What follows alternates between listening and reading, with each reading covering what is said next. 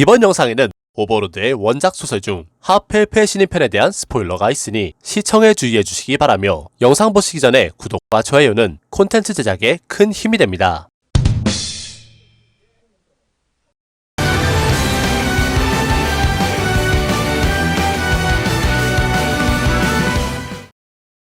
하늘에서 바라본 에이버셔 대살림은 그야말로 나무로 이루어진 바다도 같았으며 이를 눈에 새긴 아인즈는 에이버셔 대살림에 대해 마도국에서는 대수해라 칭하기로 마음먹었습니다. 하지만 온통 나무로 뒤덮인 대살림에서도 명확히 육안으로 확인할 수 있는 두 가지 독립된 존재가 있었는데, 하나는 엘프들의 왕도로 전해지는 초승달 호수였으며 다른 하나는 그곳을 향해 진군 중에 있는 슬레임 법국의 침공로였습니다. 이 침공로는 진군을 위해 나무를 펼치하여 생긴 것으로 높은 하늘에서조차 발견할 수 있었으니 그들이 얼마나 많은 나무를 펼치했으며 그 행위 속에 엘프들에 대한 얼마나 많은 적개심이 있는지 제3자인 아인즈에게도 느껴지는 바가 있었습니다. 대략적인 지형을 확인한 아인즈는 상위 전위로 현장을 벗어났으며 적당한 고도로 이동하여 플라이 마법으로 착지했는데, 아인즈는 밤을 틈타 완전 불가지화까지 사용하여 엘프 황도에 숨어들었습니다. 엘프 황도의 규모는 마을 단위에 장수하는 비교가 안됐으며 사전에 조사했던 엘프트리가 스즈키 사토루가 살던 세계의 빌딩처럼 숲을 이루고 있어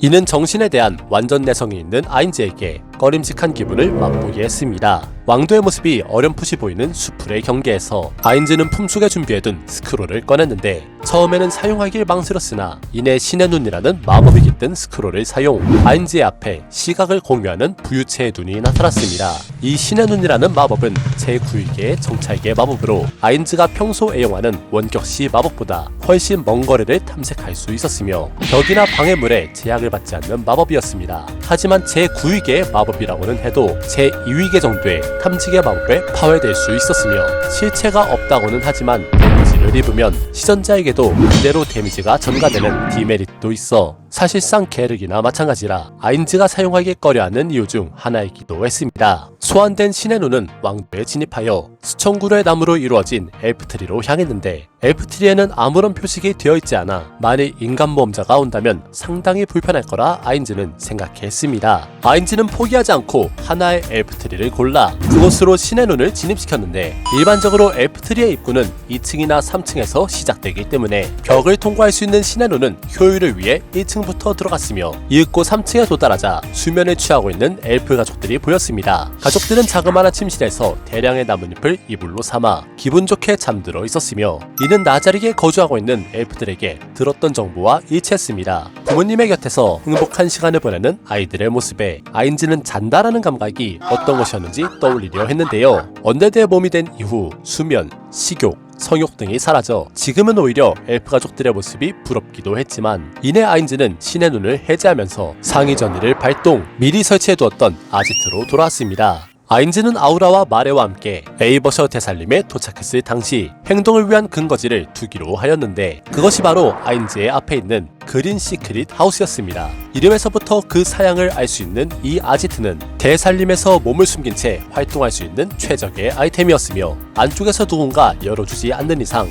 바깥쪽에서는 열 수 없는 구조로 되어 있습니다. 그린 시크릿 하우스의 바로 옆에는 아우라가 호의로 데려온 나자르의 신수 펜리르가 기척과 소리를 완전히 감춰주는 완전 불가지화를 사용했음에도 불구하고 무언가를 느껴 아인즈가 있는 장소를 노려봤으며 이내 아인즈가 마법을 해제했을 땐 손과 다는 듯 머리를 조아렸습니다. 아인즈는 샤리티아전 이후 고레벨의 서번트나 수호자들을 결코 혼자서 돌아다니지 않게 했으며 때문에 평소 군체이자 하나인 한조를 애용해온 것이었지만, 이번에는 스스로 그러한 금제를 깨트려 아우라의 펜리르만을 데리고 왔습니다. 이런저런 생각을 하던 아인즈는 하우스의 노커를 두들겼고 안쪽에서 문을 여는 소리와 함께 아인즈의 휴가 파트너인 아우라와 마레가 등장했습니다. 두 사람 모두 이미 잠옷으로 갈아입은 상태였으며 아우라는 매우 졸린 모습으로 나이트캡에 모자까지 쓰고 있었는데요. 하우스의 내부는 작은 외경과는 달리 상당히 넓었으며 아인즈는 오늘의 노력으로 얻은 정보를 두 사람과 나누려 했습니다. 의자에 앉은 마레는 금방이라도 잠들어버릴 기세라 아인즈는 방금 전에 보고 온 엘프들을 떠올리며 아우라와 마레에게 미안한 감정을 느꼈는데, 아우라에 의하면 자신은 이 시간까지 마수들과 놀아줘야 하기에 시간적으로는 전혀 문제가 없다고 했지만 마레는 계속해서 꾸벅꾸벅 졸고 있어 결국 아우라에게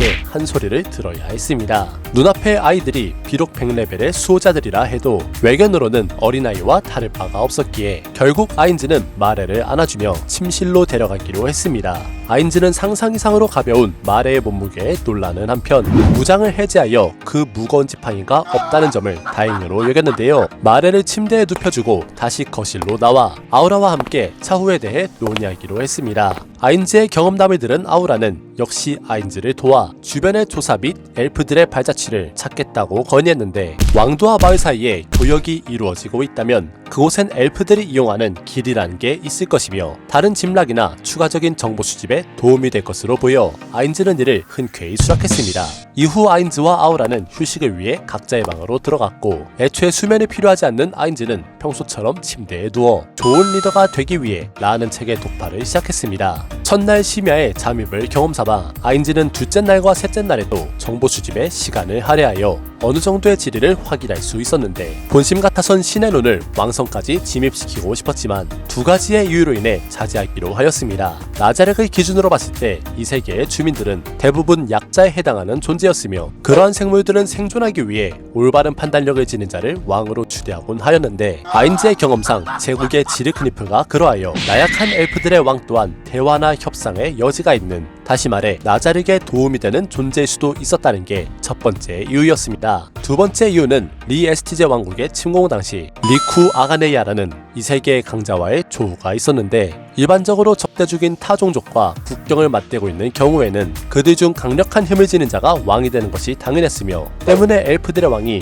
리쿠 아가네이아처럼 아인즈의 기준으로 강자일 가능성이 있었습니다. 그렇게 주의를 기울여 심야가 깔린 엘프 왕도를 아인즈는 다시 한번 완전 불가지아를 사용하여 방문했는데 이번에도 신의 눈을 사용하여 엘프트리로 보낸 순간 아인즈는 이번에야말로 당첨된 기분을 느꼈습니다. 엘프트리에서 발견한 엘프는 인간에 비해 신체가 작으며 물론 실제 연령은 다를 수도 있지만 그래도 청년으로 보이는 남성 엘프가 혼자서 잠을 청하고 있었는데요. 집안의 남자 혼자라는 것을 확인한 아인즈는 상의전의를 통해 집안으로 들어섰으며 이후 전종종 매료를 발동했습니다. 전종종 매료는 3-4개의 마법으로 시전자에 대한 친화도를 극대화시켜 자신의 친구로 인식하게 만드는 마법인데 아인즈는 상의전의를 사용하여 남자를 자신들의 아지트로 데려왔습니다. 처음에는 갑작스러운 이동에 당황한 기색이 역력한 엘프였으나 이내 친구인 아인즈의 설명에 나루호도 하고 납득하고 말았는데요. 너무 오랫동안 시간을 끌 수 없었던 아인즈는 미리 준비해둔 3가지의 질문을 엘프에게 던졌습니다. 모종의 마법이나 수단으로 정보를 누설할 경우 네가 죽을 가능성이 있는가? 다크엘프의 마을이 어디에 있는지 아는가? 슬램 법국에 대해 아는 대로 말하라. 이 3가지 질문 중 첫 번째의 경우 과거 아인즈가 이 세계로 전이한 극초반 당시 나자릭은 양광 성전과 그들의 리더인 니군 그리드 루인이라는 슬램 법국의 인간들을 손에 넣은 적이 있었는데 니군의 경우 가장 많은 정보를 알고 있음에도 불구하고 3-4개의 마법을 사용하여 정보를 알아내려 하자 법국에서 걸어놓은 트리거가 발동하여 그대로 죽어버렸던 전적이 있었습니다. 그 밖에 다크엘프의 마을에 대해선 대략적인 위치만을 들을 수 있었으며 법국에 대해서는 어느 날 갑자기 들이닥친 불안당으로 자국민들 수백 명을 노예로 잡아간 악마라고 하는 등 아인즈조차 당황할 정도의 폭언을 내뱉었습니다. 다만 전쟁의 판도가 어떻게 돌아가는지에 대해선 전혀 아는 바가 없어 보였으며 최근 경비들의 분위기가 삼엄해진 것을 보아 엘프 측이 불리한 것은 아닌가 추측만 하고 있다고 합니다. 알고 싶은 말을 다 알게 된 아인즈는 엘프에게 심플하게 고맙다고 말하였고 이에 엘프 또한 친구인이 당연하다고 대답하여 아인즈는 자신도 모르게 조소가 나왔지만 어찌됐든 남자를 원래 위치로 되돌리기 위해 그가 다시 잠들게끔 마레에게 마법을 사용할 것을 명했습니다. 마레가 사용한 마법은 샌드맨의 모래라는 것으로 이는 단순히 잠을 들게 만드는 수면 마법이 아닌 잠에 빠지게 만드는 상위 마법으로 이 마법에 빠진 대상은 모종의 충격이나 데미지를 가하지 않는 이상 계속해서 잠들게 되어 아사할 수도 있다고 합니다. 잠에 빠져든 엘프를 데리고 아인즈는 상위 전의를 통해 그의 방으로 돌아왔는데 이대로 방치하면 그가 깨어나질 않아 소란으로 이어질 수도 있었으므로 아인즈는 주변에 있던 목재 장식물을 그의 위로 던져 자그마한 데미지를 주기로 했습니다. 떨어지는 장식물을 맞은 엘프는 통증을 호소하였고 아인즈는 이 모습을 완전 불가지화로 지켜보며 완전 범죄가 성공했음을 뿌듯해했는데요. 이후 아인즈는 그린 시크릿 하우스로 돌아왔고 완전 불가지화를 해제하며 자신을 기다리던 아우라와 마레를 향해 여러분의 협조에 감사드립니다. 오늘의 업무는 이것으로 종료이며 아침 기상은 점심시간 이전까진 일어나주세요 라고 말하며 손가락으로 엄지척을 보였습니다. 아인즈의 연극적인 모습에 두 사람은 순간 놀란 표정을 지었으나 이내 한박 웃음을 만개하며 시식하게 대답하였고 오늘의 일과가 평화롭게 마무리되었습니다.